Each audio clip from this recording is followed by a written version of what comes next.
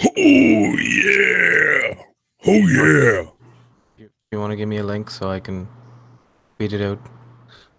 What? You want me to give you a link? There, I put in a little personal chat there for you.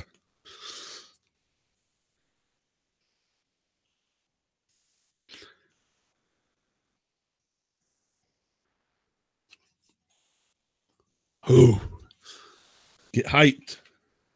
Get excited.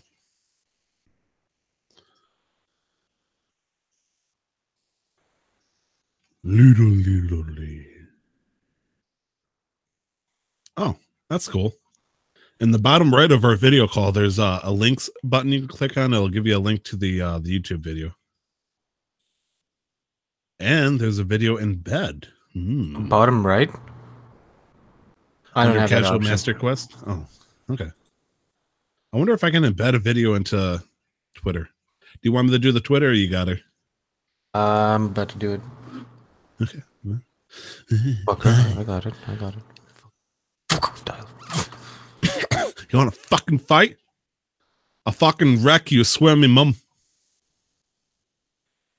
Mechanical skills are better than yours, Tyler. Don't even fucking try me. You say your clinical skills? My mechanical skills. Your mechanical skills. I aim good, Tyler. Oh, I was gonna say, I don't even think you could tell what the difference between a brake pad and a rotor is. Oh yeah, no, I could tell you what a brake pad is, but I think I could tell you what the rotor is. The rotor is like if you look at it like from the side, the rotor is the thing, and then the brake pad's the thing. I know this. I can't tell you what it is exactly, but I know what they are because my first car, when they sold it to me, they didn't check the brakes, and so the worn out brake pad was shaving the rotor down. Nick has us on the goddamn TV right now. His fucking Nice. big ass TV. Oh boy, Nice. We're in HD, bitch. And sorry, Nick's mom, if you're there. Do you know what the caliper you does? better get you better get your mom out of the house, considering what's about to happen with this episode. You know what a brake caliper does, right? No. What was that for? Oh, damn, mechanicals. Okay, fine. Click the hell of a button, but you came in. Listen, I'm not smart, okay? You're very smart. It's just when you say mechanical, I immediately thought cars. And granted, between Nick and myself and you, he is well beyond both of us combined, plus like 5 years worth of understanding. But well, to be fair, I should have said mechanical aim. I'm gonna say you probably have a much better advantage than me on mouse and the keyboard shooting games. Yes. I don't know. I'm trying to figure out what the hell I would get an edge over it. Maybe in like strategy. Yeah, 100%. Yeah, because I'm a dumbass. I need people to tell me and yell at me to like what to do because I just get very aggressive. And if somebody like, especially in BRs, which we're going to talk about now, if I see a person I want to push, so I need somebody to yell at me, in like a team captain kind of way, like stop fucking pushing and be like, all right, you're right. Yeah, I'll stop. Just tell me when to push. Let's see. Was it PTFO? Play the fucking objective. Yeah. I'm bad at that sometimes. I need people like I'm good at taking orders. That is actually my favorite thing to put into your chat. The second favorite, maybe. First one is The Shadow Remains Cast. Fuck that game. Oh, that's a great game. God bless Bayonetta. All right, are you ready? I believe so.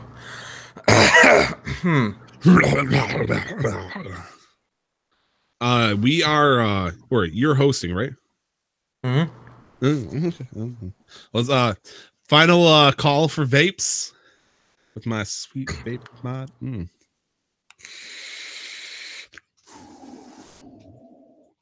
Yeah, side vape, baby.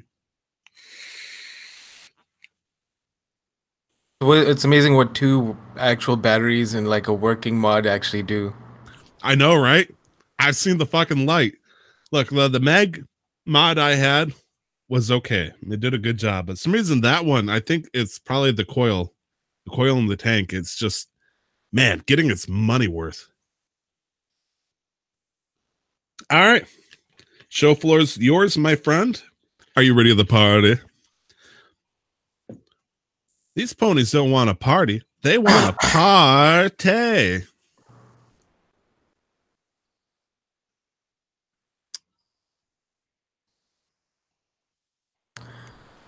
Welcome back to another episode of Casual Master Quest. This is episode 39. I'm your host for the episode, Nick. I'm joined by my lovely, lovely person, because I forgot what to call him, Tyler.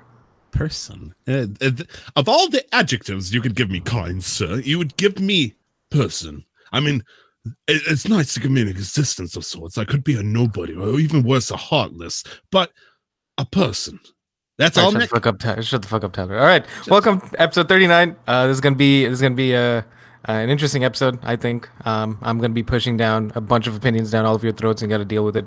Tyler, how you doing? I am doing fantastic. So much has happened this week. Mostly good. A couple of weird things, the usual stresses of the work load and all that stuff. But we're alive. How about you, though?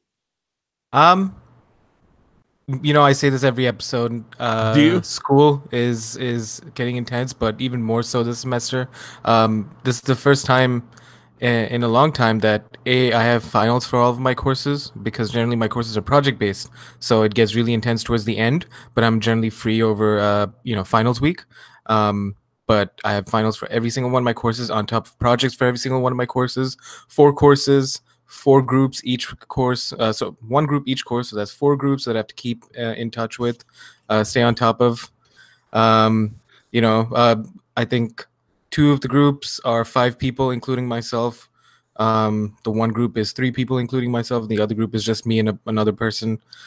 Nick, if you're expecting the math at this point, you lost me. I mean, even I can't, man. Don't worry. It's like that GIF image of like when you're trying to understand how Yu-Gi-Oh works with some of the cards, and it's like the woman staring off, and woman or like and the formulas start appearing everywhere. And it's like derivatives. What the fuck? At this point, it's like, what's going on here? I mean, weekly, beyond that, not much has been happening. I have to choose between my general routine is school, home, game, sleep, school, home, game, sleep. And I've had to, because of a few things that released this week, I've had to take away time from sleep and put it into school and gaming. Because they're both equally important. I cannot say that I haven't enjoyed myself, but I need sleep. And so I woke up, it is 2 p.m. Pacific Standard Time as we are recording. What time did you go to bed last night? Oh, 5. I was going to say, you were about to say your time or my time? My time. So that's 8 a.m. your time. I mean, that's actually quite a bit of sleep, isn't it? Isn't that good for you? It's a lot better than what I was getting throughout the week, 7 hours over like 5 hours. So, I mean, let's see. If you went to bed at 5 a.m., that would be 7 hours. 7 plus 2 is 2 p.m. Yeah, that's 9 hours, Nick. What are you talking about? Oh no, I've been up for like an hour and a half. Just sitting in bed let's say unless this is more of that bullshit metric system. You finally took off hours. It's now millihours. Shit. that's how it works. Yeah, that's exactly how it works. I fucking knew it. But yeah, no, that's been my week. Tell us about your week, Tyler. I'm still thinking about what would be like if the time system over in Canada, instead of doing 12 and 24 and all that stuff, went into the 100 unit section, 100 minutes or the equivalent goes into an hour kind of stuff. How would that work? Is that even possible? Yes, because it's easier to count on multiples of 10 rather than, these very odd systems. But at least time's the one thing that Americans got right and is standardized worldwide, so I'm not going to complain. Ah, man. First we got the Franco-Lingua, and then we kind of screwed up on liters. No, we don't even do. Yeah, we do liters. Yeah, I mean between gallons, Fahrenheits, and what's the other system that you guys use? Gallons, inches. Fahrenheit. Yeah, that's garbage too. That's the one who compares himself in inches for some reason. How about miles per hour? Yeah, that's garbage too. Yeah, you and your cursed kilometers. Ugh. But having said that, when I've realized that when people talk about distance in art or songs or literature, it sounds better in we were 6,000 miles away And then saying, "Oh yeah, dude, we were like 456 kilometers away." Miles sounds a little bit more appealing. It's shorter. It sounds a little bit more romantic. You say like 6,000 miles, but I mean, kilometers would be. Okay, I didn't even do like direct 10,000 conversion because I don't know the math. I'm not that smart. Me neither. This week, a couple of things happened. Like I said, the first one is about 3 hours ago. I got a new vape mod. Hey, welcome to the future. And I am really, really coughing with how hard it's hitting me right now. And man, my mouth tastes like I feel like it's coated inside with Skittles right now with how hard this stuff has hit me. Now, Nick, you apparently knew about this mod straight off the get-go. It's the what's it called? The Voopoo Drag 2. Voopoo? P-O-O? Yeah. Okay, yes. Voopoo Drag 2. And it kicks. Holy shit. It is nice. As Nick would say over here, he's talking in the chat now, 200 miles per hour sounds more impressive than 300 kilometers per hour. I mean, to me as an American, that sounds more impressive, I guess, but you okay? I have to do the math. Like, Nick's doing the dangerous game. He's mathing. And 200 miles is 321 kilometers. I mean, does that sound faster to you as a kilometer person? That's not even on the odometer. That is true. Yeah. Okay. Anyways, this week in the entire time, instead of having the cover for anybody, no one called in sick or anything like that, I was able to ride along with everybody, which means I got to play a lot of games, which means I get my hands on a lot of cool stuff. This time around, I did charge and bring my 3DS from the grave. Yeah, I know. I decided that I was going to bring the 3DS instead of the Vita this time around. Man, I had the brush off dust. I wish I was kidding. I literally had the brush dust off of it, and it worked. It still had a charge to it, actually. Bless it. And I tried a couple of games, which I'll talk about later. However, more importantly, I discovered that I could do something while sitting over there. Legally. I'm gonna say there's a couple things I could do that the person driving wouldn't appreciate or anything like that, but not illegal. It's not illegal until you get caught. So that is also true. So let's say hypothetically, of course, allegedly, sometime in 2016, I wanted to write a novel for NaNoWriMo, which is National Novel Writing Month, which is November. Okay. I got into it. I was driving a semi-truck with a sleeper berth at the time, and then a couple hours every day during my 10 hours off, I would write into this book. And I got really into it for the entire month. However, by the time the month ended, started to fall off the track because I really wasn't sure if I was actually keeping up with the quality or not. Felt like I was kind of forcing myself at a certain point. And once I wanted to pick it back up, I was with a job that didn't have a sleeper berth anymore, and my free time was at my house. And suddenly it's like, well, instead of just sitting there not knowing what to do with myself, I got all these games and stuff I could actually be doing instead of sitting here in front of this laptop. And so the story kind of slithered to a close for the longest time. However, realizing how bored out of my mind I can get sitting over in the passenger side of this truck, I can play on my phone. And I was like, I started, my original purpose of this was I was going to read what I've done so far. And I sat there and I read, and I really got it so fucking into my own story, Nick. It was like, holy shit, this is actually pretty good. You made it, dude. You dumbass. You need to finish it. And so I'm like, should I bring my laptop? Because I have it on a Google Drive right now, so I can access it anywhere I want to. And I was like, you could do it on your phone, I think. And it's like, can an author write a full book or part of a book off of their phone? And as it turns out, hell yeah, you can, baby. Since then, I was at a little bit under 50,000 words. I hit 60,000 at the end of this week, and my goal is to get 80K. So I am about 3/4 of the way to finishing the story, so I can actually have a rough draft and potentially get it, I guess, published, like on Amazon or something. But yeah, Trevor Quinson and the Frozen Heart. It's just weird that I could say that name and there's a possibility it might actually exist in the world. Kind of messes Is with me, Nick. is there a short premise that we'd be able to get right here, right now? Exclusive hot take from the author himself? I mean, I'd be flattered to do that, but I feel like I'd be describing the entire storyline of Kingdom Hearts or something. Jeez. I mean, it'd be kind of Like, spooky. what's it about? What's the genre? Just, short and sweet. Uh, a person who just got his CDL is trying to stop a thief that stole his uncle's semi truck. He chases him and accidentally falls into a mythical new world where truck drivers have not existed for 80 years.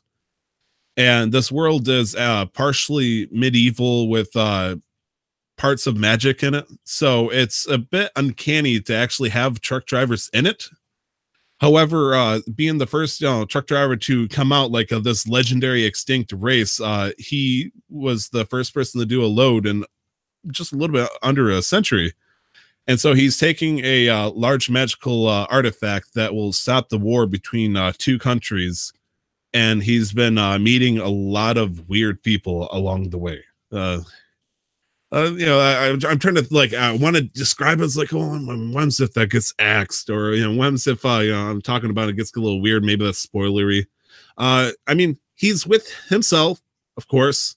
His truck talks now. That was probably his truck talks now. That's interesting. You can probably stop it there. Like, a premise is just like, all right, Okay, fair enough. I don't know how they do this shit without giving too much away, so that people actually have an incentive to buy the book. So buy the book.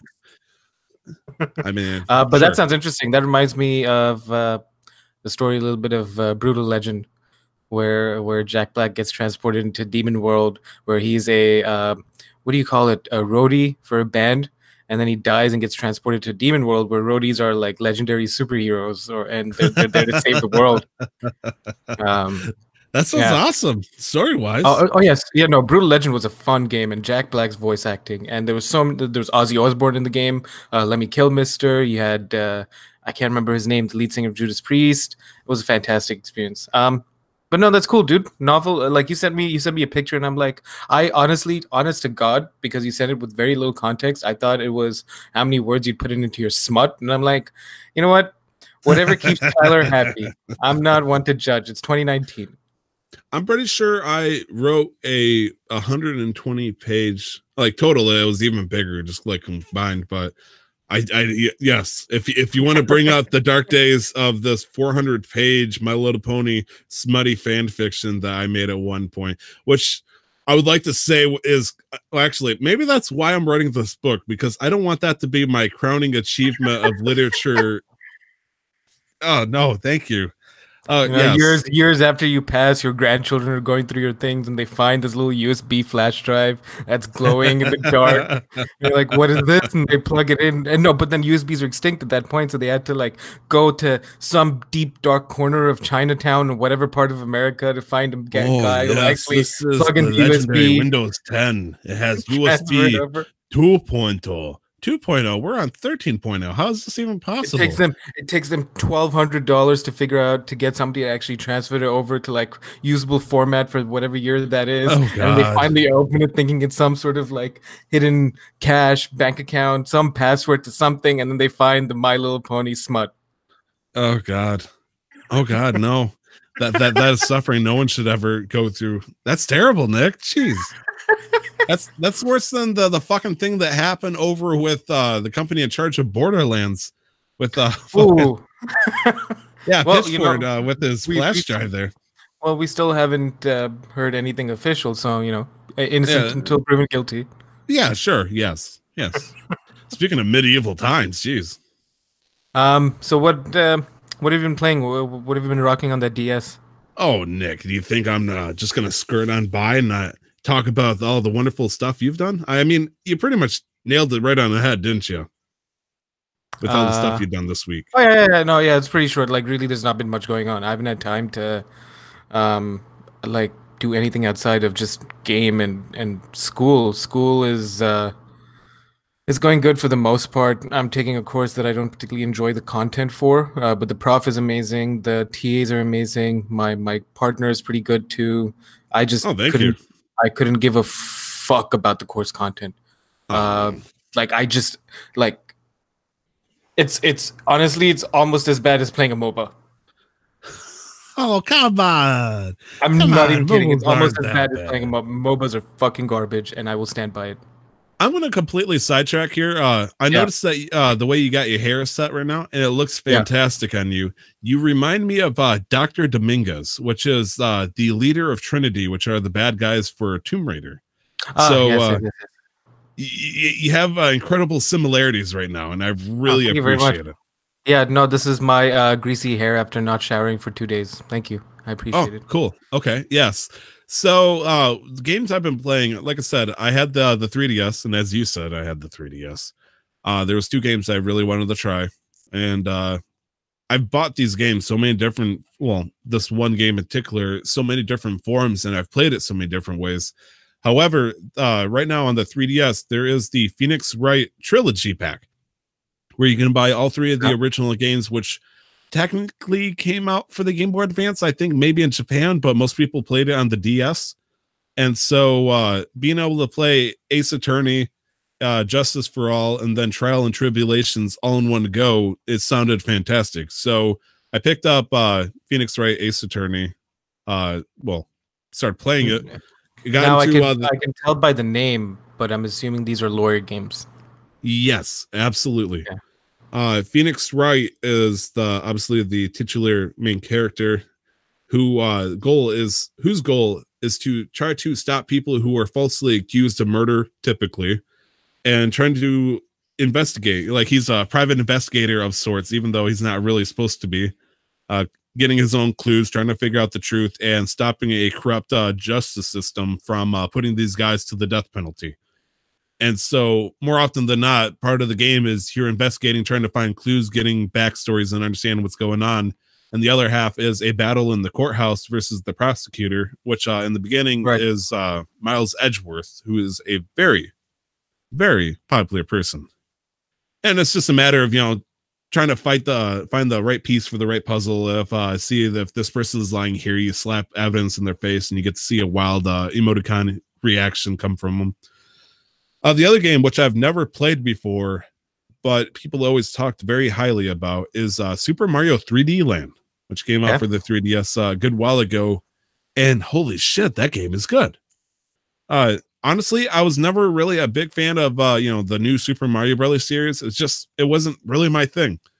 However, giving this game a shot not only made me appreciate how well they can have fun with the design on the stuff, because they can get very creative, especially when it gets 3D. The other way I'd like to give a shout out to this is playing it in actual 3D mode gives just a whole new awesome perspective. Like, I've ignored the 3D and 3DS for so many years, Nick, and that when I finally was able to just give it a shot and turn it on, it's like, wow, this is actually pretty good. It's so fucking impressive how they can do it. Even playing Phoenix Wright, which has 2D sprites in this, Nick, putting in 3D, like, puts certain images in the foreground and background, and it feels like a pop-up book, and it's just amazing. And it really does feel like a shame that people don't give it as much kudos or respect that it should. It does think that a lot of games, like mostly the Pokemon games, they don't implement the 3D into it. And quite frankly, trying to play it in the truck where you're moving around and stuff, and I'm playing in the dark, the tracking is kind of iffy, actually. So, Right. it can get shoddy, unless you're in a well-lit room and you're facing it without glasses, but it's good. It's good. And, there might have been another game I've been playing, Oh, yeah? week. It's probably a game I've never heard about. Yes, it's called Destiny 2 Forsaken. Oh yeah, never heard of it. Yeah, okay. Not even touched the franchise. Who makes it? I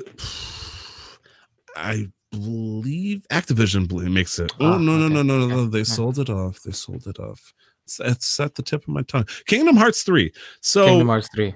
this week I was hoping to like all hands on deck, give a full review. Let's talk about it. Let's dig into it.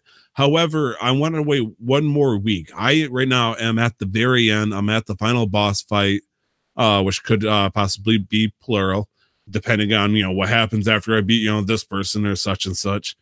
And a lot of weird shit's been happening, Nick. I had a big fear that came out in like the last 3/4 of the game.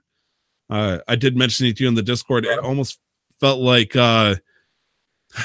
Kingdom Hearts is well known in general, and just for anybody who's getting worried, I'm going to do spoilers. I'm going to avoid spoilers. Just next week, gloves come off. But I'm really worried because it feels like they love being mysterious and very, very like dismissive of any evidence that would suggest that there's going to be a lore plot point and in this point of the story. And it's like, oh, this person came the darkness, I think, who knows? And they all disappear, and so it's like, wait, come back. I don't know anything. And it's just very infuriating. Problem is though, they got 7-8 games in the background right now that need to have endings through this game, and up until like 2/3 to 3/4, they haven't resolved anything. Everybody's still mad at each other and well alive, which is a problem for the the good guys and the bad guys. And at the end, they're doing their dang best to like wrap up any little loose end they could think of. It's almost like Metal Gear Solid 4 all over again, where people are just going ape shit. And it stinks because I'm only able to play like an hour at a time each day.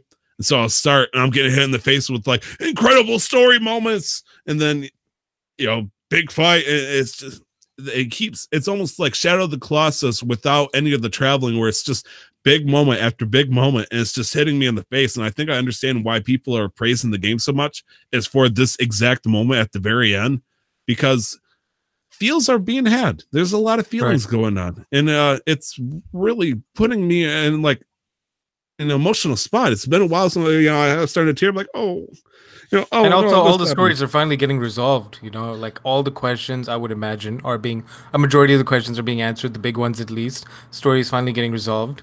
And people have been waiting for a very long time since they played the first Kingdom Hearts to figure out what happens at the end. My main concern with this is Kingdom Hearts 2 according to howlongtobeat.com. The main story takes typically about 35 hours. Kingdom Hearts 3 is 27.5 hours. So by average to what we were expecting, that's 7.5 hours of story plot that doesn't exist. Right. It's a poor way of doing the comparison, because if Kingdom Hearts 3 can be wrapped up with the god awful amount of fluff that they added in, more power to them. However, there's been a lot of questions that look like they're going to be left wide open at this rate unless something gets resolved. There's been a lot of red herrings in this game that's been throwing me off left and right. I'm like, what happened to this person? They just kind of buggered off for the entire game. And it's like, what happened to this little story beat? I guess we're not going to talk about it now. Okay. Right. So it's like, scratch my head. Next world. That's for Kingdom Hearts 3.2. Yes, there is talk about how there's going to be DLC. I hope it's not Kingdom Hearts 3.2. That'd be really upsetting. No, that'd be upsetting because 3.5 would probably be fitting. I was going to say like 3.05 or something like that. They don't want to go to the 3.1, but they want to sell you $20 worth of content, which it'll be like a half hour of combat, 2 minutes of gameplay, and then like 3 keys. Just keys you'll never use, but So realistically, though, and I'm sure like this is probably a bigger topic for next week. Is there potential for Kingdom Hearts 4? Now, I'm not talking about any like spin-offs. Like I think the only one I can remember his name was Dream Drop, but like, and I'm not talking about the points, like the 3 point whatever. Like, is there going to be a Kingdom Hearts 4? Do you think? Right now, at the point where I'm at, I have no fucking idea. Fair. Okay. All the cards are in the fucking air right now, and even if I were, let's say hypothetically, I say yes, there's probably going to be a Kingdom Hearts 4, then that suggests a lot of things, especially for the protagonist, and I don't want to put that in the point because that might be spoilers. However, I'm at the point right now to where the story is so good yet so damn convoluted, I have no fucking idea what will happen. Okay. A couple of things I do want to point out that very light spoilery, but it's kind of throwing me off here. The first one is there's no Final Fantasy characters. Final Fantasy characters like Leon, Aerith, Cloud, Sephiroth, Tifa, they were so prevalent in the first and second game, but they're completely gone. They disappeared. The world that they're usually on, which is Hollow Bastion / Radiant Dawn, Sora doesn't encounter them ever there. So no Final Fantasy characters. It's like Square Enix is like, we can't put these people in. They're not important anymore. And it just threw me off because they were pretty vital. Like they had very important positions in each of the whole, damn world. So the fact they got vaporized threw me off. Little details I want to point out, give us, some reason they didn't have a voice actor for Phil from Hercules. So he's fucking moving around and he's like waving his hands and stuff, but he doesn't say a damn thing. And so not hearing Danny DeVito's really throwing me off here. Maybe, or a Danny DeVito knockoff. I'm gonna say Devani Vidito or whatever. I don't know, some evil version of him or a good version. I don't know about Danny now anymore. Lastly, I do appreciate that it's entirely voice acted. There's a lot of times like Kingdom Hearts 2 where those text conversation, but now 100% voice acted. It's nice, man. It's so nice. But I will give the deepest, not a dive, but we'll give a good talk. I want to talk. I want to give the skeptical me who's waited a long time for this, but I'm also very pensive about how things have been unrolling with it. I'm hoping we can get somebody else to play Kingdom Hearts 3, to jump on board with me, but we'll figure that out next week. What about you, Nick? So I've been playing 2 games, one of which is essentially the main conversation for the rest of the show. So I'll start with the other one. I got into the Division 2 private beta. Yes, you did. And I would say about 4 hours maybe into it. I'd never played the Division before. I was playing with the bud who played the Division 1 a lot. The Division 2, the beta so far, despite being a curated experience, there was no server crashing at sign-in because sign-in time, like login time, sorry, what am I saying? When it went live was, I want to say the 8th or the 7th of Feb at 1 a.m. in the morning Pacific Standard Time. That's when the beta went live. You must have had fun. On launch, there were no crashes, like maybe a few bugs here and there, but there was like the servers were fine. Everybody was able to log on. Everybody was able to play. And I've been having fun with it because it's been a while since I've played a single player, like free roam kind of game. So I'm trying to find the best example of a game I played that's similar, like Assassin's Creed. You have like all these different areas. You have like a base in that area. And you have all these different things, like you'll have all these different similar objectives, all these different places to explore, these different things to find. So a game like that, I haven't played in a long time. And to have it open world-ish, where you can play with friends, is amazing. It's weird knowing that Ubisoft could do something that BioWare could not with Anthem and just keep a stable connection. Ooh, well, I mean, I don't know if I mentioned it, but Anthem put themselves in a position where they were DDoSing themselves. So there was you did mention that, yes. Yeah, so there was a bug in the code where if it failed to log in, it would spam the servers with login requests and causing them to essentially DDoS themselves. Imagine the day where a publisher will shoot itself in the foot and call it DLC. It's just imagine. We're doing great. We're doing great. You want to buy this? Yeah, with Division 2, it's a lot slower. It's a little bit more tactical because enemies are bullet sponges. Excuse me. I would like to say that the Division 2 is not the full name of the title, sir. You will pay the respects to the man who Tom came Clancy's along. Division 2. Thank you. Yeah. I do appreciate you. Tom Clancy's The Division 2 is a little bit more of a tactical shooter, open world, free roam, kind of like just shoot things, explore, collect loot. It is a grindy game, but it's also a game that I don't think I could play alone. Like I'd have to play with people, otherwise it would get incredibly monotonous because the gameplay script leaves a lot of room for building stories with friends. All right, and leaves a lot of room for just talking shit, maybe role playing, or just yelling at each other because of how difficult that particular area or mission is. It is not a game for everybody. I can understand that, but I think so far, like the UI is super clean. The kind of options they give you in the settings to adjust the gameplay experience is fantastic. The weapons feel powerful. Like as even in the beta, you can only get up to I think level 7, and as you get the different kinds of weapons, you feel yourself becoming stronger, and it's apparent as you go through the world. And once you start encountering higher level enemies, that's when you really feel the difficulty of it. But in this case, the difficulty takes the form of bullet sponges.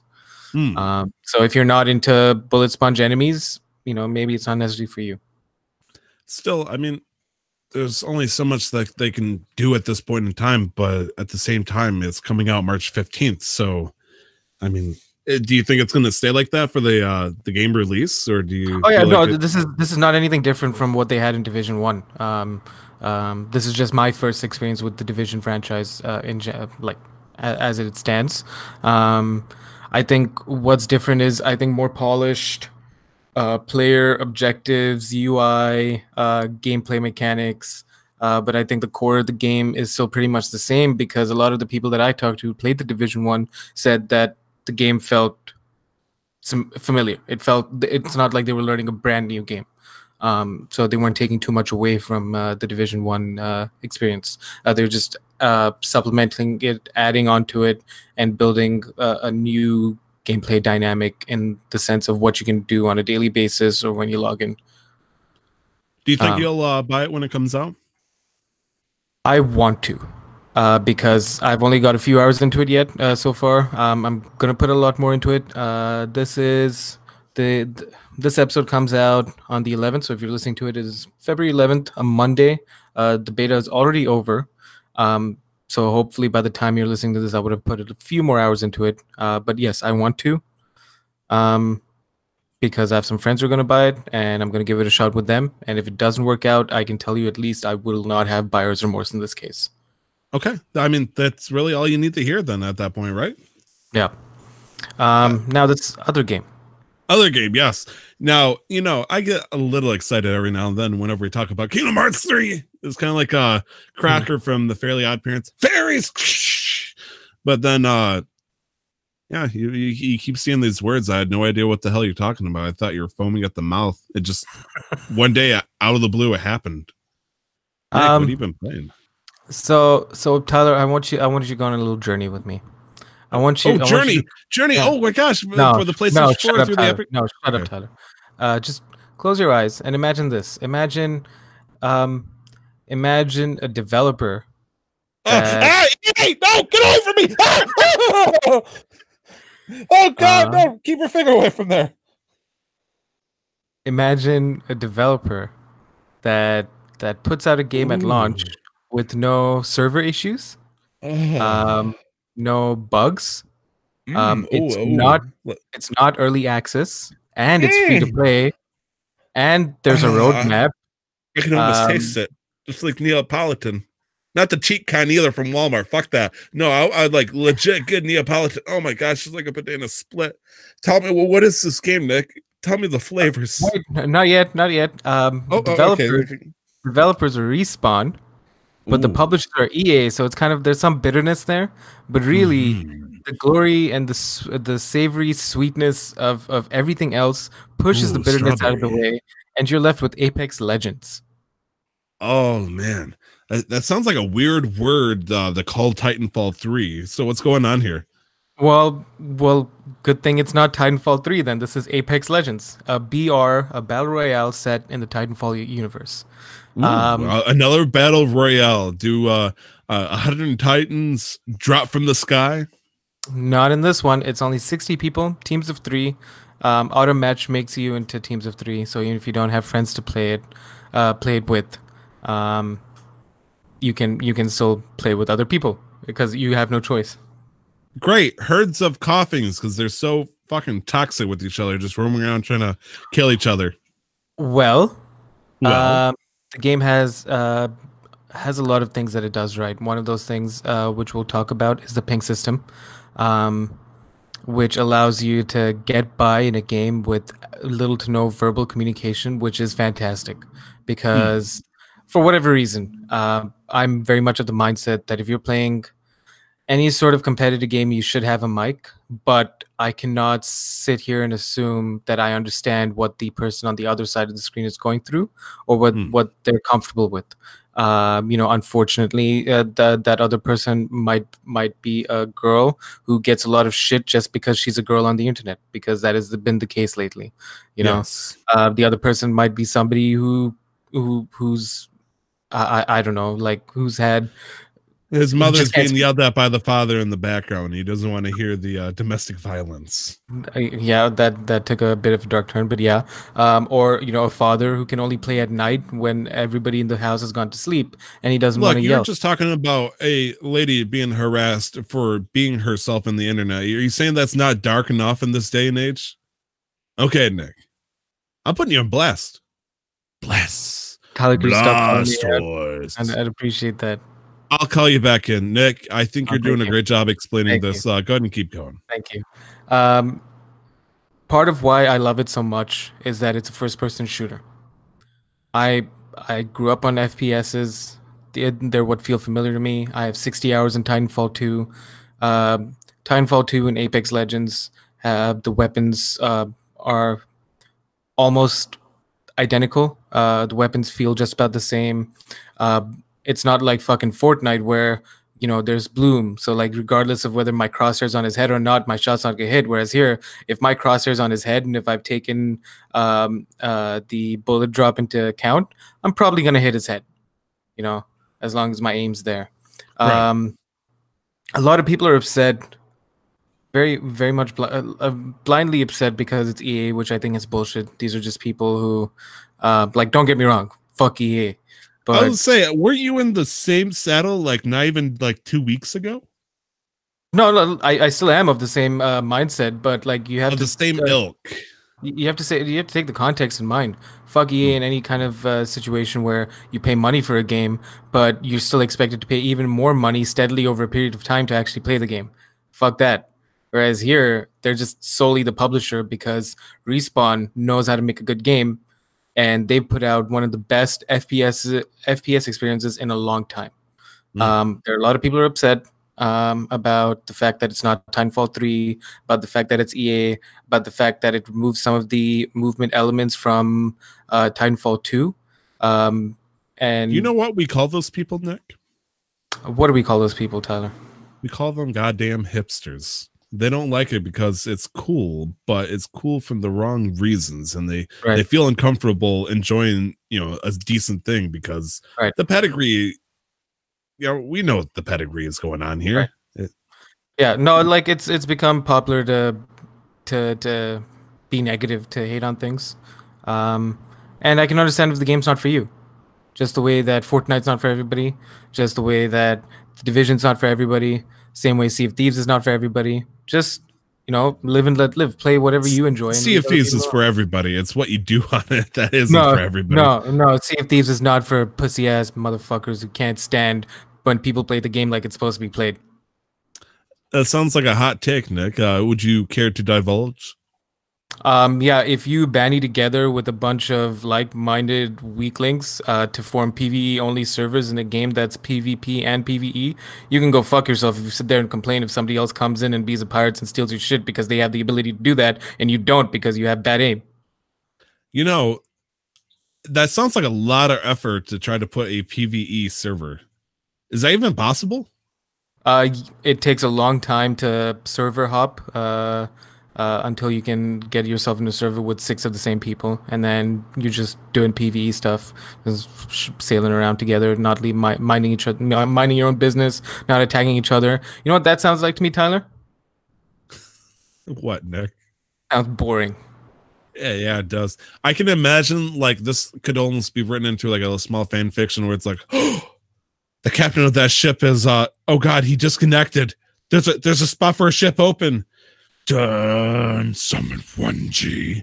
Done. Comes in. I mean that's pretty much it. That's how all of this started. All of the split Xbox and Windows matchmaking, because Summit would infiltrate these PvE servers and just have a good old time playing the game, whereas these people are playing half the game.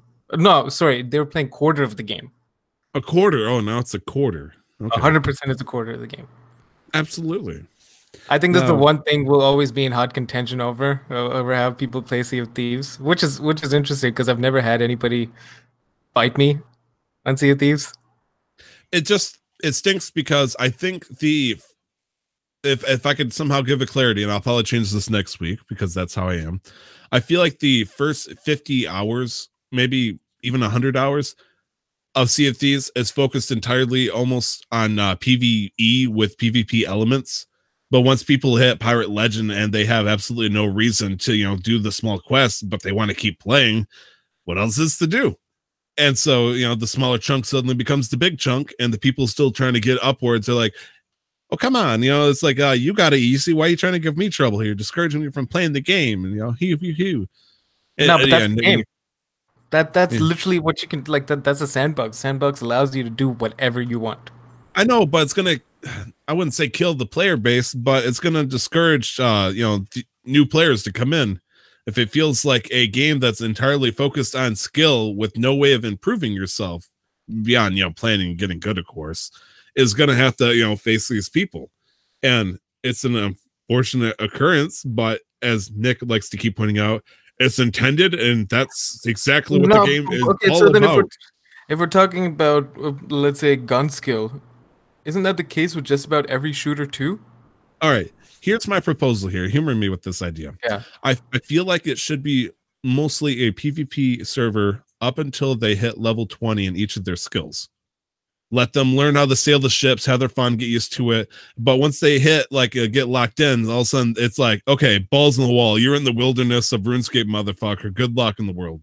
But I feel like, at least give them a chance to where, maybe they get like a little sissy flag at the top saying, haha, you can't shoot me or hurt me, and I can't hurt you. I'm just trying to sail the seas. But 2 hours of game time. 2 hours? Okay. Fuck it. I'll work with you. 2 hours of game time. They'll see a magical glow. And, when they look at the world map, everybody sees like a little baby bottle or something like that where the ship is. And no, they can't mess with it. I can understand giving new players a chance to learn the game, get used to the systems, because it was hella confusing when I first logged in and I didn't know what to do. And we had to figure these things out on our own. But fuck, I forgot where I was going to go with this. Like, I think... it should be up to the developers to form PvE only servers, but I don't think that's ever going to happen because that just takes away the point of the game.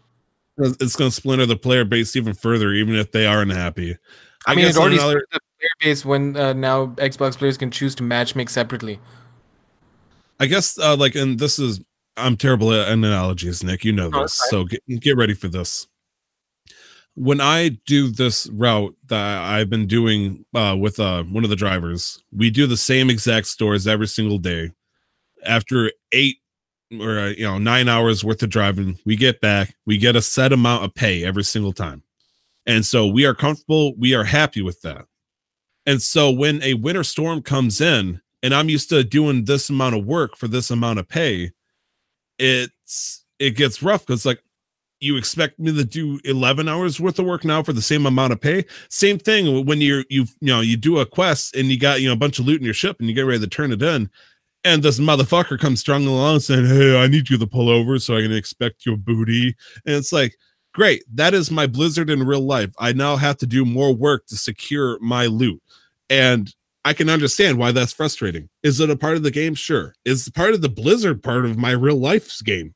I have no fucking idea. I'd like to think not, but it's just an unfortunate, you feel like the old man in the corner, saying that's just the way it is. Some things will never change. And do. No? Okay, fine. It was a good song. But oh man, it bugs me. It bugs I, me. I can understand, but like if any, when it comes to new players specifically, if nobody does like even a small amount of research into anything they're about to buy, regardless, like putting it not just exclusive to games, and I I don't know, like I'm always gonna be of the mindset that people are people are dumb to be upset about people being pirates in a pirate game. Give me a defender's bonus then or something. If somebody attacks me and I have a chest on the board, let me take an extra couple of cannon shots and defend myself. If I I get would shot first, I would I would actually like to see. I agree with that. I think that sloops would should present have a a challenge too. sloops should do more damage to like a galleon because I think sloops can Giant Slayer. hold themselves well against brigs, but like a team of coordinated, team of four coordinated on a galleon Oh would yeah, having just four wreck cannons versus everything. your one. Yeah. I could agree with that. I could go through. I could get on board with that. Where sloops cannons will do maybe twice the amount of damage to a galleon, and maybe 1.5 or 1.25 against a brig, and a galleon's cannons would do maybe 0.6, 0.7 against a sloop, 0.8 against a brig. And there's people I've seen on streams that have proved everything I say to a very moot point. People playing by themselves on a sloop, taking on big ships, doing fourth by themselves just fine, and they're making all the money they could possibly want, so it doesn't matter. But at the same time, we're not those beautiful pro players all the same time. No. So people like Summit 1G, Beer Mageddon, and all that stuff, they have their own opposing views, but they're just damn good at the game, even if they have different thoughts. And I feel like trying to use somebody that level of gameplay as a reason to base your decision on your thoughts here, Nick, it just seems a little over the top, maybe. You don't have to agree to a middle ground. You don't have to, but I think you're full of shit. That's fair, but what gives you the impression that that's the only person I watch when it comes to Sea of Thieves, or I'm not basing my impressions off my own game time? That is true. That is true, and I know damn well it's off your own thing too, because I've seen what happens when you join the ship. You tell me I'm the captain, but you call the shots, and that shot is usually you. Because I tell you you're the captain over and over again. You don't actually give us any orders, so somebody has to take over. Do you know what I mean? Like, because you're there kind of like, I don't want to give any orders because I know it's going to be a hard sell to Nick, and then he's going to go off and do his own thing and be aggressive. God damn it. I seriously think you and some other people need to say fuck all the treasure and stuff and just go at it and just blow people up. Because it feels like playing Grand Theft Auto without focusing on the story. It's like, hey, let's see if I can get 5 stars and just go ape shit, see how far I can get before I get sunk. And it's so satisfying, which completely supports your theory, and it makes me cringe a little bit as I say that. But when you have nothing to lose versus people who have everything to win, it brings a lot of questions, Nick. Like, are we sociopaths for this? Is this a sociopath simulator at this point?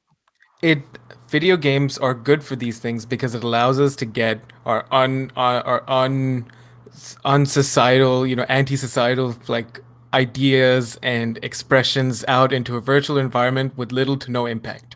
Yeah, but like if this game became any bigger, you're gonna hear Alex Jones. There's some car that went up to another car and stole their groceries. But you know what? It's part of life. They shouldn't have to. They need to learn to fight on their own. I mean, there've been assholes like comparing real world violence to video games for the longest time. Even unfortunate incidents at sports gaming tournaments. People are like, oh yeah, these sports games are too like. Then stop watching Sunday Night Football. The video games imitate real life, so something has to be at fault here. But anyways, right. before we go off into that tangent, we're gonna go. We'll agree to a temporary ceasefire until the next episode. Yeah. Oof, yeah. That being said, sorry, before I continue on this, do you know what the Division 2 sent out an email, a advertising email, I think last week or the week before, that said, do you want to see what a real government shutdown looks like? Sign up for the beta now. Oh shit!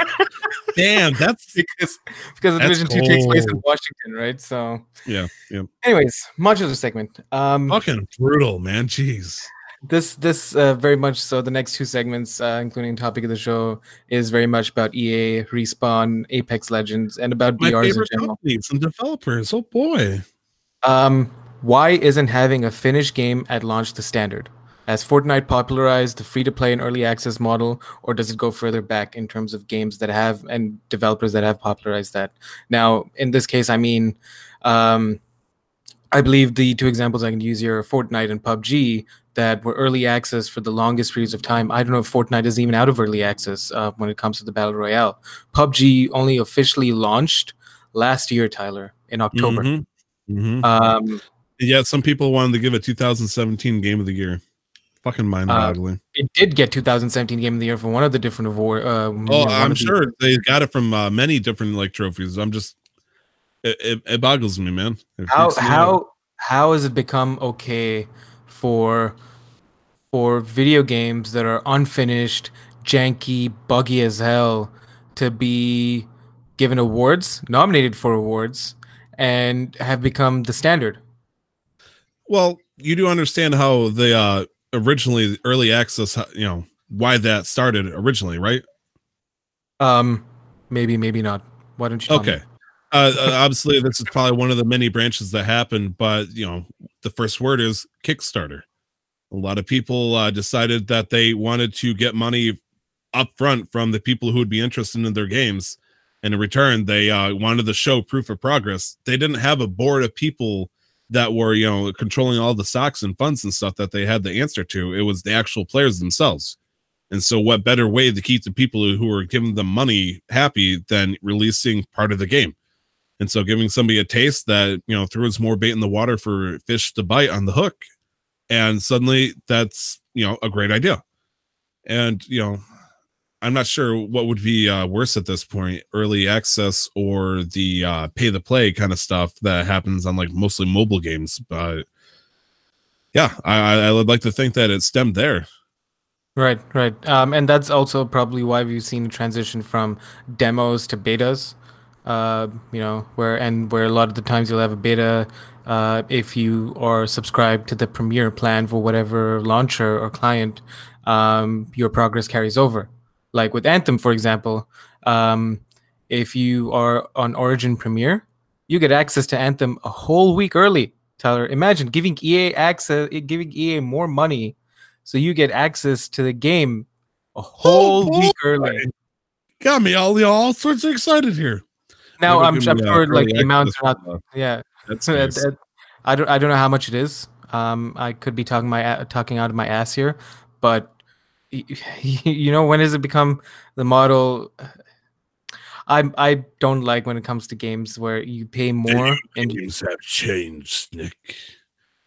why should consumers have to pay more? Why is paying more getting you a different experience from other people? I can understand if you get more collectibles, in-game skins, real life physical objects, but base game should be accessible to everybody at the same time. I have a dirty joke to this, but I'm going to save it until after the show, and Okay. I'll probably hopefully forget by then. Um, But Now, when it comes to the free to play model, I think Fortnite does it right with their microtransactions because it is purely cosmetic. yes, What bothers me is that people seem to forget exactly how much they pay for Fortnite skins when I say I'm gonna buy the annual pass for Destiny 2, and they're like, why would you waste your money? And I'm like, well, I'm paying $40 for content for a few months. You're paying $20 for a skin that makes little to no impact on your actual skill because you're a piece of trash. So, what's most Fortnite players aren't trashy. Some are. there's a couple. I'm among them, so you don't have to worry. I'm among them too. But like people forget, like microtransactions are a good thing when they're done right. When it's purely cosmetics, it supports the company, supports the developers, especially if they're smaller developers. I think we agree on this at the very least that we are against microtransactions that block access to parts of the game where you would Absolutely. need But you thousands do upon realize thousands of hours. Oh, okay. I'm gonna say the way you sounded made it sound like you were getting ready to trash DLC in general. I was like, I mean, it gives more content to the game, Oh but no, I was gonna say some developers just want you to feel a sense of accomplishment and pride when you spend 4,000 hours in game to unlock a character that could have been done with $20. 4,000 hours in game, Tyler. Who does that? I'll that tell is you who. Do you know who? I don't know who, Nick. Go ahead and EA, tell me. Yeah, fuck. Electronic Arts. God damn it. God damn it. Apex Legends also does their microtransactions right. Very much the same as any other BR. It's purely cosmetic, no impact on gameplay whatsoever. And I know that a law was passed recently that you have to show the breakdown of what you can get in the loot box. mhm. And so they have that breakdown, but in game, which I haven't actually seen in any other game, where you'd have to go to external sites to actually find those breakdowns and percentages of whatever kind of items you're going to get. Apex Legends has it in game, and they guaranteed no duplicates. Ooh, that's nice. And they have different tiers. They guarantee you a higher tier drop, I think it's legendary, guaranteed every 50 boxes if you don't get one. That is nice. That's a good cap. I love you're like, be still my beating heart. You're holding Oh no, your I've chest. got an itchy spot over here. Oh, okay, that too. Yeah, that's called EA. You better get that checked. Man. Hey, just a heads up, Destiny Child has that. Tells you the percentage of what you can get for each character. Oh, that's pretty cool. I talk didn't know about that. that game. But yeah, it's like it'll let you know, hey, if you right on the thing before you click, it's like there's only a 3% chance you're gonna get this specific character. And then you can click on the button next to it, and then it just gives you the entire table of anything you could possibly get. It's like 0.03 cool. chance, 0.03 chance. Oh, okay, cool. So yeah, a little bit for that. But whew, man, Nick, what do you think is gonna be I'm trying to figure out how I can forge this question here, because we're talking about free to play and early access. Do you think there's a good way to somehow fuse this together in a good way that will benefit the players overall? Do you think Fortnite did it right overall, or do you think there's a better way? Well, I talk a lot about shit about Fortnite, but that's always directed towards the game itself, not about the developers and what they've done. They proved that the free to play model can work, and Epic doesn't exactly have the backing of a big publisher giving them the money, right? So they needed they have an investor, Tencent. Oh, does Epic also have? Okay, well, I didn't know that. Yeah, Tencent is heavily invested in invested in both PUBG and Epic. So wasn't PUBG somebody else though? I thought it was not Tencent.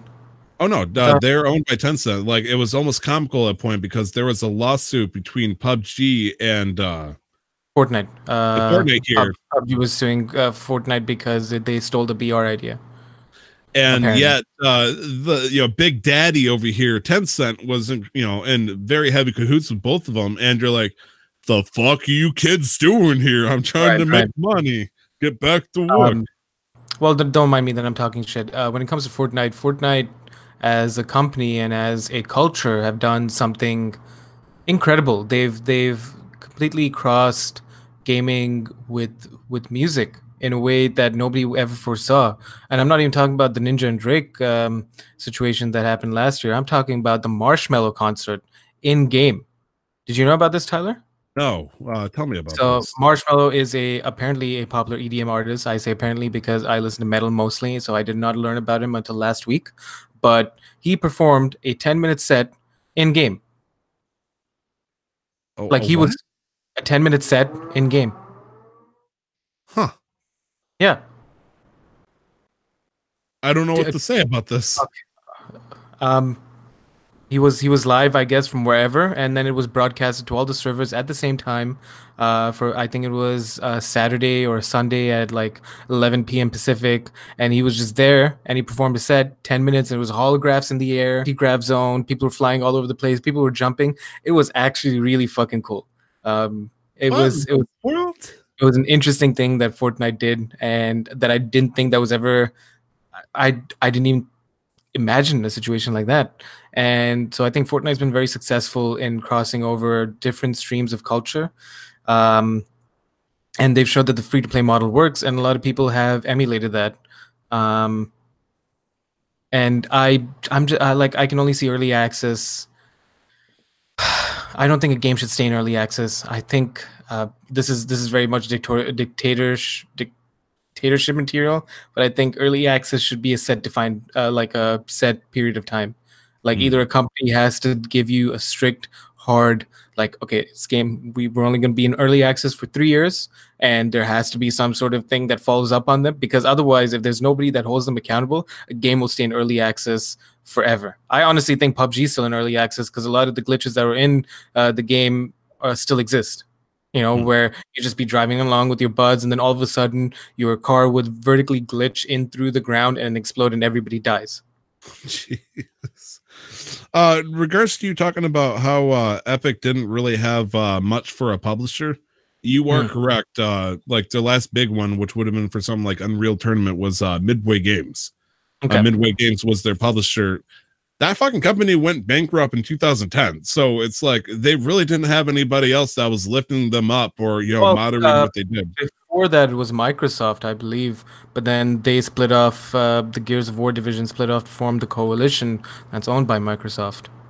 Okay, fair enough. Yeah. So Big Daddy Microsoft is like, I'll take you under my wing, my child. And then obviously Epic, much like another company that left Microsoft around a similar time, was like, I'm good. We can do this. And I don't know, like I can understand for PvP games to not be polished at launch, but when I think not polished, I mean, you know, maybe the weapons aren't balanced, maybe there's a few gameplay dynamics that they're still testing out. But why isn't it the standard that audio's fucking working right, servers are not fucking laggy, there's, you know, menus look good, UI looks good, not like the shit show that happened with, I think it was called Atlas. I don't remember the name now, where Atlas was a copy paste of Ark, where on the title screen of the game, somebody who was using a controller could scroll down to the last option of the menu, like on the title screen. They'd be able to press arrow key one more down to a hidden menu item. They'd be able to click that, and then it would open up a copy pasted screen from Ark. Showing different, like a copy pasted menu screen from Ark. It was incredibly rushed, incredibly unfinished. I think a part of the problem can be on publishers, because publishers don't understand realistic timelines and just care about money, and developers don't know or cannot stand up for themselves. And we've talked about that before.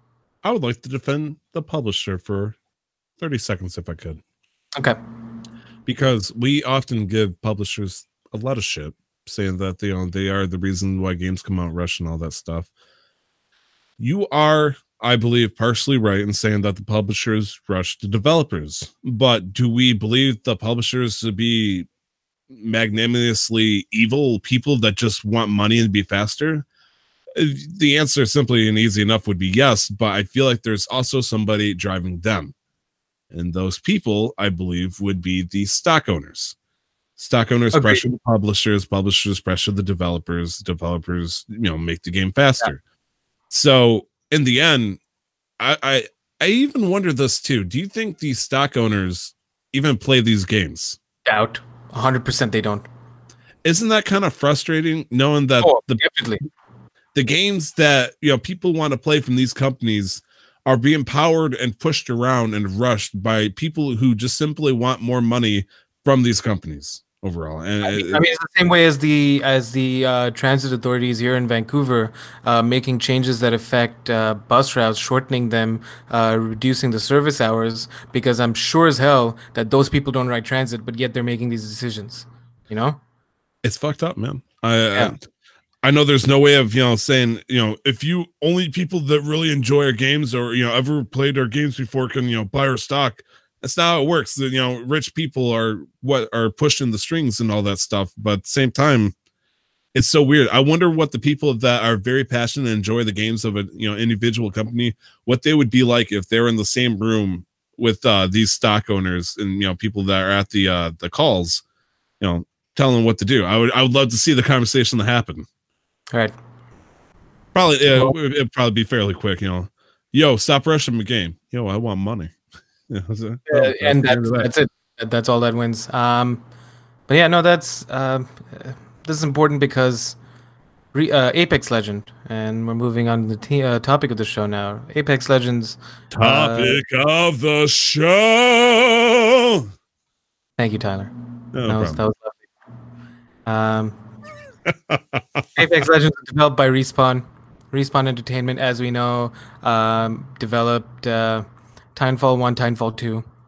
Titanfall 2 was released too close to Call of Duty and Black Battlefield 1, I believe, or whatever the one was before that. At that time, EA were sold only the publishers. I believe, this is popular belief, not just me, that EA pushed them on a release date so that when Call of Duty and Battlefield came out, it would take any focus away from Titanfall 2, which is arguably one of the best shooters of the decade, forcing their stock prices low enough that EA would be able to buy them out and own them. This is, you can take off your tinfoil hats now. This is purely conspiracy, but it is the most plausible reason across the internet. Respawn has been working on Titanfall 3. We've known this for about a little bit more than a year, or close to a year. And on Monday, February 4th, they did an unveiling stream on what Titanfall 3 morphed into, which is Apex Legends. So they confirmed that there is no Titanfall 3 currently in development. This is what they were working on. A Battle Royale, 60 people, teams of 3, first-person shooter, some of the wall running and high mobility of Titanfall 2 removed, which is what people are upset about. And it seems like in this relationship between EA and Respawn, the only place where EA had any impact was microtransaction, and Respawn did a fantastic job with making a game because they know how to make shooters. Now, I don't know how big the amount of people that really enjoyed Titanfall 2 are out there that were anticipating Titanfall 3. I'd like to say there was a fair amount. Maybe not a loud majority, but there's obviously people out there that really loved the shit out of Titanfall 2. How do you think they feel knowing that they're, the next favorite game that they're getting ready to, enjoy or get hyped up over turn into a Battle Royale game? I can understand. People are upset. I was a little bit upset myself too. I think when I found out what it was, I shared the exact same sentiment until I actually played the game, and I loved the fuck out of it because the guns feel exactly the same as they do in Titanfall 2. It's a BR that I actually have a shot at being pretty decent at because I'm more familiar with FPSs. It feels good. Movement feels good. They've kept the same momentum physics. So if you slide from the top, you can slide from the top of a hill, and because you're going downwards, that momentum will make you travel faster and go down faster. And if there's a little plateau that you can jump off of when you hit it, and then continue sliding when you hit the hill again, or the slope, it'll keep your momentum going. The game has some insane momentum with it. What people miss is the wall running, and then there was a grapple that everybody could access that would allow them to pull off crazy stunts. Respawn's reasoning behind removing some of these mobility options was that this was a team-based BR that we wanted to make, and so giving people these mobility options would take away from that, which I think is a fair design decision, right? They're designing a game that's supposed to be a team-based BR, and they wanted to make sure that they were restricting players enough so that they didn't feel too restricted, and they felt compelled to work with their team members. I mean, they do offer a couple of options in the games, like the rope zipline thing that you can climb up and then launch yourself quite a distance, in fact. Yes. Plus, I believe there's an ability that one of the players have that you can essentially do a tactical spawn point or summon somebody to you, almost looked like. I don't know what I was seeing when I saw that. Do you know what I'm talking about? Were you seeing an airdrop fall from the sky? I don't know what I saw, man. It was weird. It was 4 a.m. I didn't know what was going on. you told me to look at this Apex game. I'm like, oh, what is this? I'm like, what the fuck is So, this? so they do have some mobility options. As a so you have to think of this game as Overwatch meets any standard FPS, because you have, at the moment, you have 8 different legends who each have their own different abilities: an ultimate, a passive, and a tactical ability. So the zipline character you're mentioning, creating a zipline is his ultimate. Otherwise, he has access to a grapple as his tactical, and his passive is he can scan beacons to see where the next zone is going to be.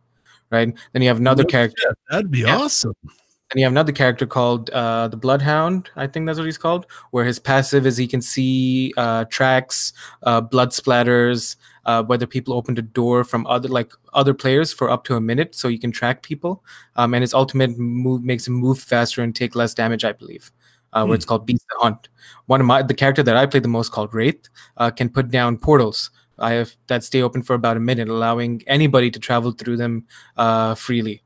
So I use Wraith to make flanks. While my team pushes up one way, I'll flank around left and then go behind them as I set up a portal halfway through and then right behind, so I can zip back and forth, confusing them and attack them while my team attacks them from another side. So there are mobility options, but they're all team focused, and people don't want to give it a shot, don't want to give it a try, because it's not Titanfall 3 or it's EA, right? You also have to understand that this is a game that they did zero to no advertising for.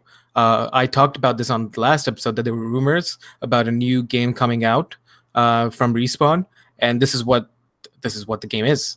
They did no advertising. I had no idea what this game was about at all, but suddenly it just became a huge thing. There was no advertising. There was no marketing. There was no hype over it. And Respawn said themselves, like, we know what the possible, I'm paraphrasing very roughly here, we know what the possible backlash is over this, because it's not Titanfall 3.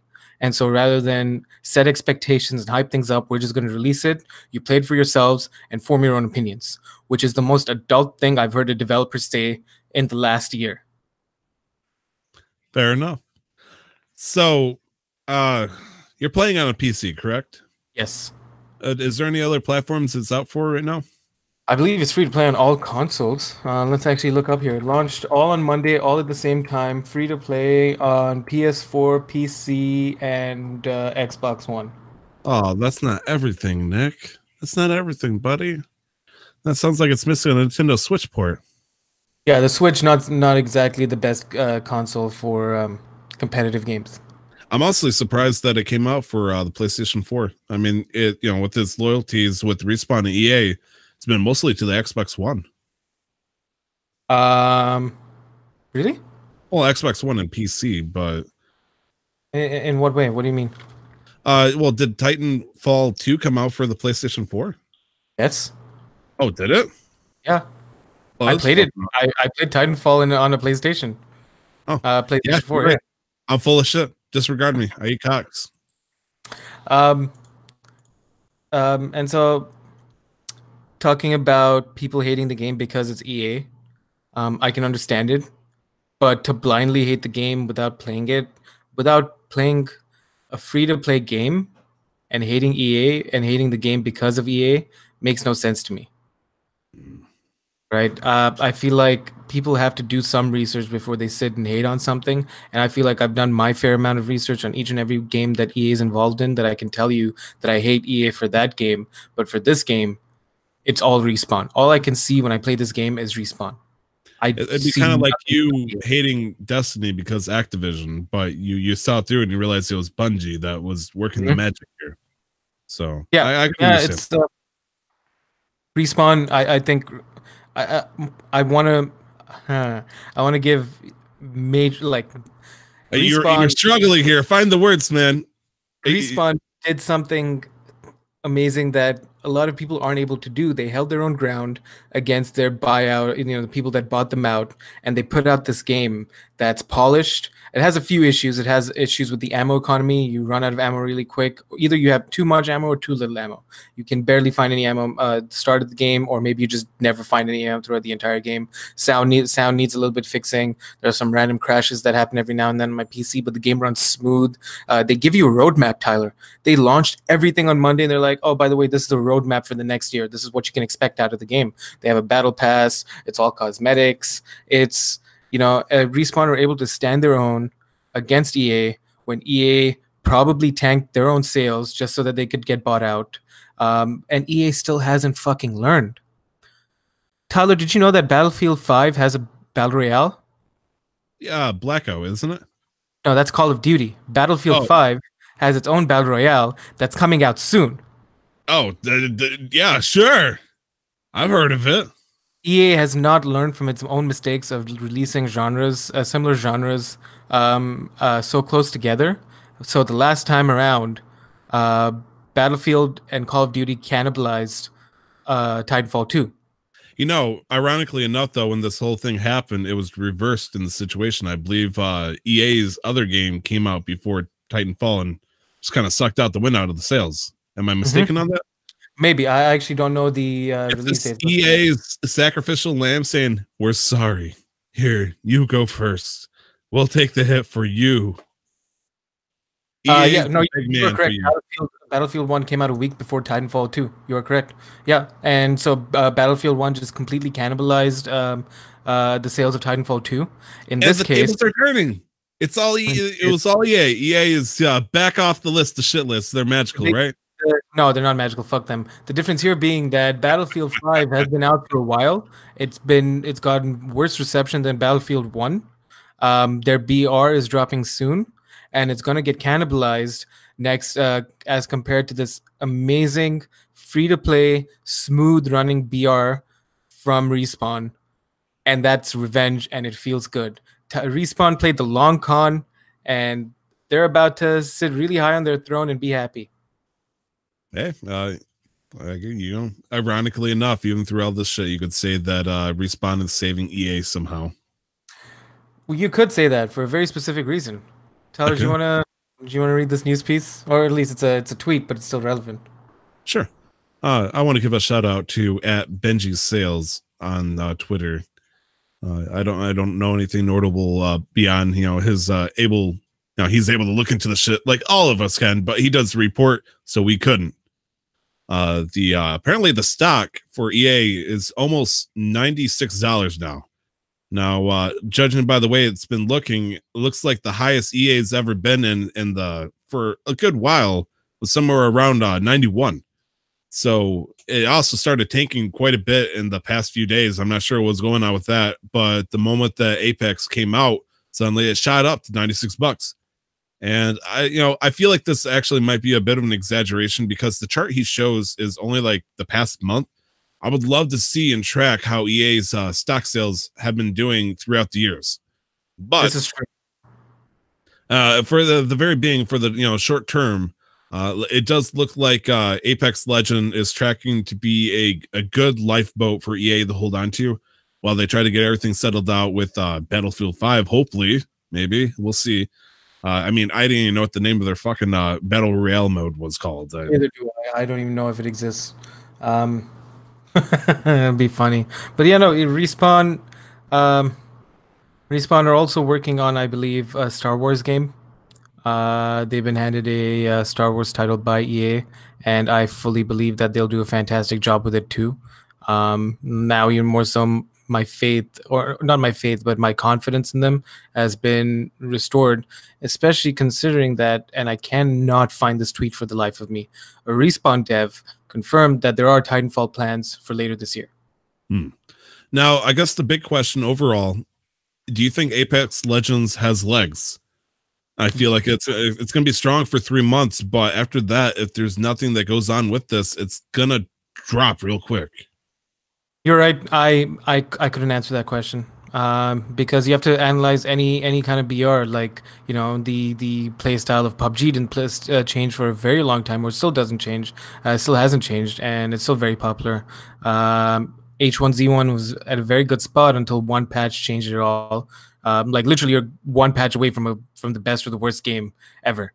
And so I cannot tell you what Apex Legends is going to be like. We're just past week 1. They've hit, I think, 10 million players. I could be bullshitting my way through this number, but they had 1 million players in the first 24 hours. They did fantastic at launch. They've had a good first week. It's now up to them to keep this going, and I hope it has legs. I really do. All I can say is it's good to see Fortnite not at the top of the directory on Twitch. Hey, League of Legends was doing great, okay? Especially during the tournaments. League of Legends and Dota 2 are always going to be cycling up and down. I'm not even concerned about them. They're not even games in my mind. On a side note here, there are some people and groups that are warning people against trying to sign early contracts with the company, either as an influencer or as maybe potentially competitive play and all that stuff. Specifically, TSM Myth. If you want to check them out on Twitter, they sent out a tweet warning, "Hey, don't do any early deals yet. We don't know how strong the lead's going to stay here. Obviously, this is extremely popular, but we have no idea if it's going to stay strong. Don't sell yourself off for a game that might bust in 2 months." So I agree. I mean, it's when it comes to professional players and streamers, this is how they make their money. This is their livelihood. What happened with Realm Royale? Realm Royale had really big, had a lot of hype around it. People were signed first 2 weeks, and then one patch changed everything and the game went to shit and everybody forgot about Realm Royale until a couple of weeks ago. But even then it took too long and too big of a hit for it to come back and stand toe to toe with Fortnite, Apex Legends, and PUBG. PUBG has been very consistent where it's been in Twitch and in the gaming space, so PUBG is probably not going to change for a while, but we're gonna need at least 3 to 6 months to see what happens with Apex Legends. Yes, I agree, and we will see with time. However, right now it's doing strong. It is a fun fucking game. I haven't. It's been a long time, Tyler. It's been a long time. Destiny 2. I haven't felt this way about Destiny in a long time, and this game is making me feel things I used to feel about Destiny. All I can think about is Apex Legends. It stinks because I always look to the future than to the present, but at this very moment, there are going to be times where in the future where you're going to cherish memories with certain games such as these where it's at its strongest, and I hope it stays strong. But right now, as it is, enjoy it, appreciate it. Hopefully they can keep it going strong. And that is everything about EA and Respawn. I hope you've enjoyed our rant, some rehashed opinions. I implore you, if you haven't played this game, give it a shot. Even if you hate EA, if BRs are not your thing, but if you like FPSs, just give it a shot, see how it plays. If it feels good, great. If it doesn't, all you've lost is a little bit of time and no money because it's free to play. That is true. Do you know how many gigabytes it is, perchance? It was like 30. It wasn't very big. Oh, I forgot to talk about the ping system. And I'm going to talk about that really quick. So the ping system. Go ahead. I have to, because this is revolution. So I believe in like Battlefield, and in some other games. I can't think of the specific games right now. You can mark enemies, or you can mark items, or you can mark things or places to explore right on the map. Apex has a context-sensitive ping system where if I'm running around and I see a mod for a weapon or a backpack or a grenade or a piece of armor that I know my teammate could use, I can look at it, press whatever the ping button is bound on your keyboard or your mouse, and it will mark that for the rest of my team. It'll say, hey, look, there's a piece of armor here, and it'll mark it on the map for about, I think, 30 seconds to a minute. And it's all the same button too. Or if I see an enemy, I can look at them, press the ping button, and it'll mark the enemy on the map. And it'll give you a little overlay on your HUD too, like pointing to that direction. So it allows you to communicate for whatever reason you don't want to, as we've discussed the previous situations where you might not want to communicate, but it still allows you to communicate non-verbally and still work together as a team. Right? You can tell people where you want to go, whether you've seen an enemy, whether there's something that your teammate might like, because if you press that same button and hold it down, it opens up a radial menu that allows you to place other kinds of beacons, like, oh, I'm going to explore here, I'm going to loot this building, oh, this building's already been looted, and your character that you're playing actually says those lines out, so nice. Your teammate can also hear. It is a fantastic system, honestly, and it's a system that they've polished really well.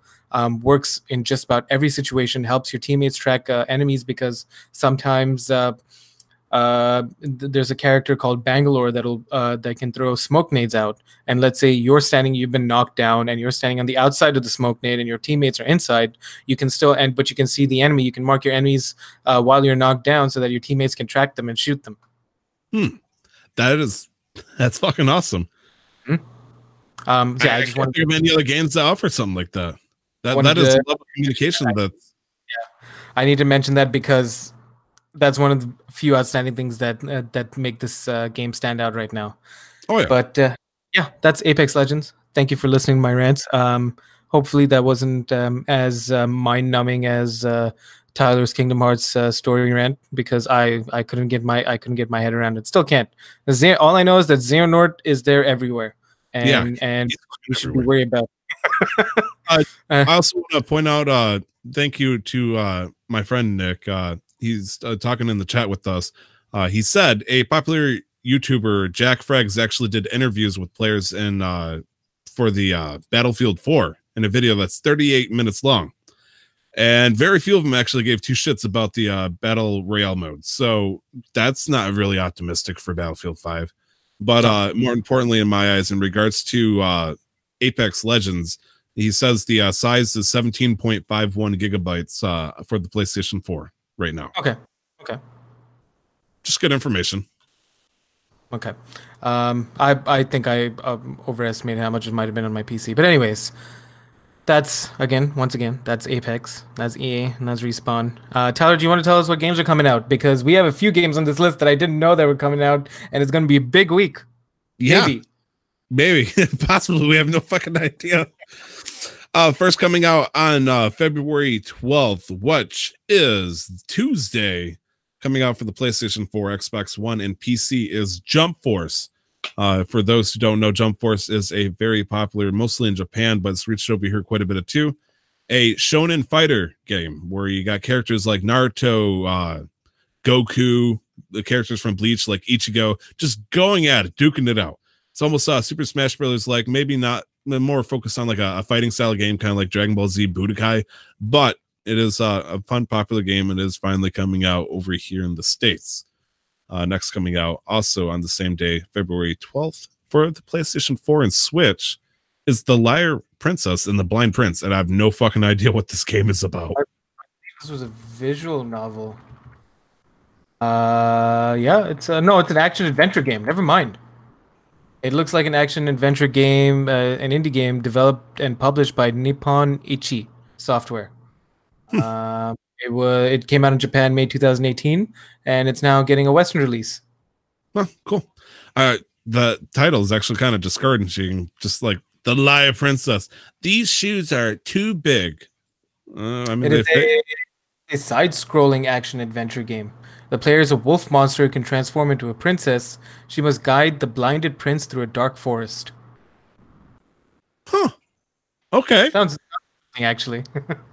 Honestly, it's coming out for the Switch, so it's always something I can look into when I get bored and I start scrolling around. Oh, this is interesting too. It got its release in Japan on the Vita. Oh boy, I'm surprised it survived after all this time. Then, jeez. Coming out for the 14th, we got two games. The first one is Civilization 6, and you're like, wait, what are you talking about? Civ 6 came long ago. New expansion's coming out called The Gathering Storm. It's coming out for 6 on the PC specifically. Alongside that is actually a game I also don't know about. It's called Code: Realize tilde Wintertide Miracles another tilde, coming out for the PlayStation 4 and Vita. I'm looking this up. This is the visual novel that I was thinking of. Yeah, because it's coming out for the Vita. Because it seems like this is a series, and I can't find any information on the newer one. But yeah, this is a visual novel. Absolutely. What's not a visual novel, Nick, is the next game that's coming out on the 15th of this Friday. Pardon me. Oh, if I said Wednesday for Civ, I meant Thursday. My apologies. I have no idea. But this Friday, February 15th, Crackdown 3 is coming finally out. Xbox One and PC. Yeah, no kidding. Those fucking orbs are as good as yours, Nick. Are you actually interested in this kind of game, or are you just... I've never played Crackdown. Same. And honestly, I would buy Crackdown 3 purely because of the Terry Crews trailer. Because I love Terry Crews. Nick, this is another one. I believe we talked about this actually because we tried announcing it for like February 3rd or something like that last week. Dragon's Dawn of New Riders. Oh, yeah, this is the one that got confused. So this is the official date now. This led me to give out a vicious rant about how companies can't get their release dates on track to help cover the mistake that we reported the wrong day. So How to Train Your Dragon, having another game come out, hopefully the 15th, even though I'm pretty sure I read somewhere it said the 22nd. Who the fucking knows? Sure. Yes. Maybe. More importantly, coming out that same day. Also, the rest of these games are coming out on this Friday. Far Cry New Dawn. We're going to finally see what happens there. The $30 not expansion per se, it's a standalone game, very similar to Far Cry 3 Blood Dragon. It just takes place at the I think in a post-apocalyptic setting of Far Cry 5. Yes, the idea that I believe the bad guy actually set off a nuclear explosion that just caused like this weird apocalypse like setting. And okay, sure. I mean, have you played Far Cry? I played Far Cry 3 extensively. I love Far Cry 3. The characters in the game, more specifically, the first half of the game is some of the best. Is a fantastic single player experience. The rest of that game is shit. Oh, well, yeah, because the villain. I will find out who the villain is because he's a fantastic actor. Have you ever watched Breaking Bad, Tyler? Yes. So it's the same guy. I'm trying to find his name. But he's the same guy. Who did he play in Breaking Bad? He's I have no fucking idea. Your name. You haven't said a person yet. Michael Mando. That's his name. So Michael Mando. I wonder if he was actually in Breaking Bad. I'm sorry. I'm going off on a tangent here, but where is he? Let's see. Television. Breaking Bad. No, never mind. He was on Better Call Saul. I apologize. I apologize for misleading you, Tyler, and the people of the internet.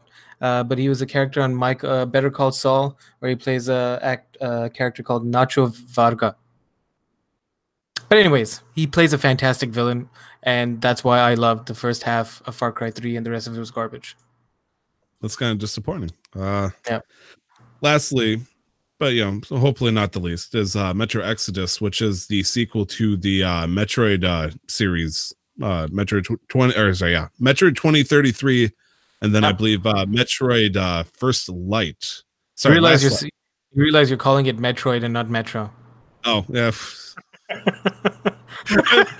I thought you were going on a joke until you said Metroid 2033, and I'm like, oh, he's serious. He's actually saying Metro 2033, and then Metro Last Light.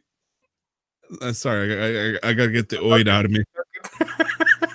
And now Metro Exodus is coming out this Friday on PlayStation 4, Xbox One, and PC. So if you're into the series, then congratulations. It's coming your way, my friends.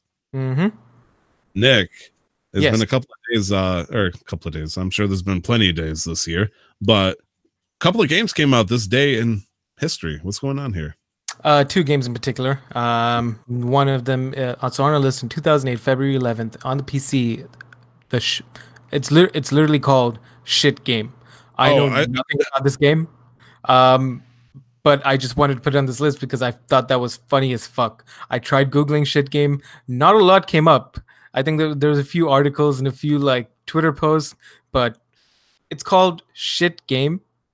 Tyler, did you find something? I mean, not for 2008 for the PC. There's a game that technically would come out in about a week and a half called Don't Shit Your Pants, which is an old popular one. But no, I have no idea what the hell you're talking about. Did you? The link on Moby Games as well didn't really have much to say about it, but I just thought that was funny and I threw it on. What's more relevant or what's more important is the next game on this list. We only have two games on this list. World of Warcraft in 2005 got its release in Europe. PC release. Oh my gosh, it Yeah. started on the PlayStation 1. Thank God it got over. Yeah, it came out for the PC in Europe. It is now. World of Warcraft is a game. Yeah, it's about 14 years old. It's so weird thinking that Warcraft is only 14 fucking years old. But it feels like fucking forever ago. Yeah. No offense to like Destiny, but Destiny still feels new to me at this point. But Warcraft, Warcraft feels, I mean, Warcraft came out much longer ago than World of Warcraft, but World of Warcraft it feels old as shit to me. Yeah, but that was your childhood. That's what made you, part of what made you into who you were. yeah, but it's like Destiny is like in a similar track, but yeah, I mean, it came out in 2004, I believe, for the Americas. So I'm not too sure exactly why it took so long for it to finally get over to Europe. But I mean, it was only a couple of months. So, and yeah, in regards to the shit game, as you called it, the closest thing I could find was a game called Shitstorm, which I would not recommend to anybody. But just so you know, it's 30% off right now. It's only $1.39, and it's exactly what you would expect. Yes, and if you're listening to this episode right now, the Steam sale, if it hasn't already ended, it's supposed to end on the 11th. Go buy something. It is the Chinese New Year Steam sale. So I was like, what game are you talking about, Nick? Jeez. No, it's just the Steam sale in general. But yeah. Cool. Tyler, Nick, fuck no, you. Where can people find you? Where can they find you? No, you. Me. Yes, you. Knock. Yes, me. How about I tell you a little something cool? For that sale that you're talking about, Terraria is actually half off right now. It's only $4.99. And if you were to buy Terraria, Tyler will single-handedly DM you, call you a man of culture, and send you feet pictures. So make sure you buy Terraria. I'm almost tempted to buy this 4-pack just to give it out as free games to people that listen. I really want people to play Terraria.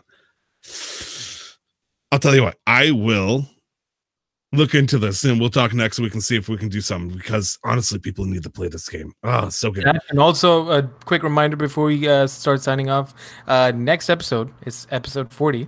That means it is the end of season 2. Yes, it is. We're done. It's over. Until season 3 starts, at least.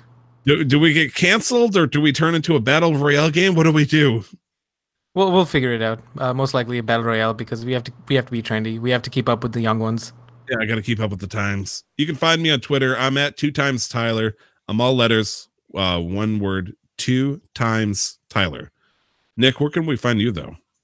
You can find me on Twitter and Instagram and Twitch. I figured I'd just combine these at LRWarrior11. Streams have been sporadic, very much random right now, because school and this are my priorities when it comes to that. And I've been doing a lot of gaming offline because it is a challenge to be on. Do you know what I mean? And also I've been gaming lately at very odd hours, usually starting at about 11:30, 12. And I'm usually tired and a little cranky at those hours, and I never want to put anybody through that.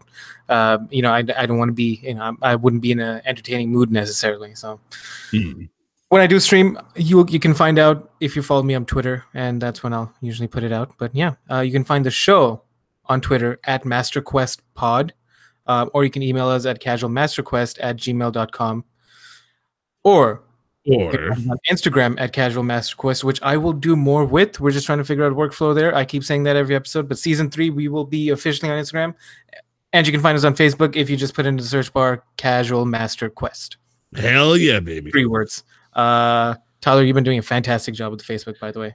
Thank you. I do appreciate it. And you as well with Twitter and Instagram, sir. You have been keeping the ship afloat, and I really, absolutely am grateful for that. Thank you. What the fuck is this wholesomeness? I don't like this. Anyways, thank you very much for listening. Tyler, do you have anything, any last words that you want to? Yes, sir. Yes, sir. I hope you don't mind. I don't have a great singing voice, but I do like to. I want to sing a song for. All right, I'm gonna mute you. Just hand sign me whenever you're done. Okay.